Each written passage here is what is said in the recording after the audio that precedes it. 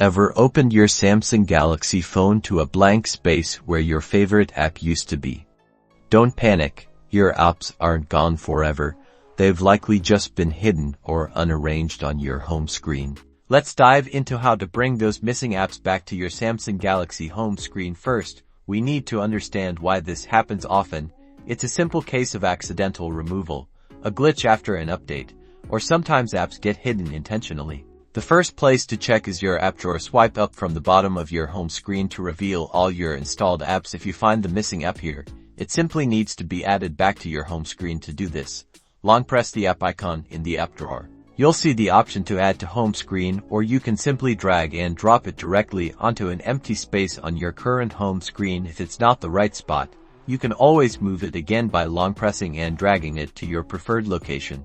If your apps are still missing, or if you suspect a more significant layout issue, we can try resetting your home screen layout. Long press on any empty space on your home screen. This will bring up a menu. Tap on Home Screen Settings. In the home screen settings, scroll down until you find an option for Reset Home Screen Layout. This option resets your home screen to its default configuration, bringing back any pre-installed apps and organizing them as they were originally. Be aware that this will remove any custom folders or icon arrangements you've made, so it's a good option if other methods haven't worked. Another common reason for missing apps is the Hide Apps feature. Go back to Home Screen Settings and look for an option like Hide Apps or Hide Apps and Widgets. Tap on it. Here you'll see a list of applications that might have been hidden intentionally or accidentally. Simply deselect any app that you want to bring back to your home screen. Once you deselect them, they should reappear in your app drawer or even directly back on your home screen, depending on your phone's specific layout.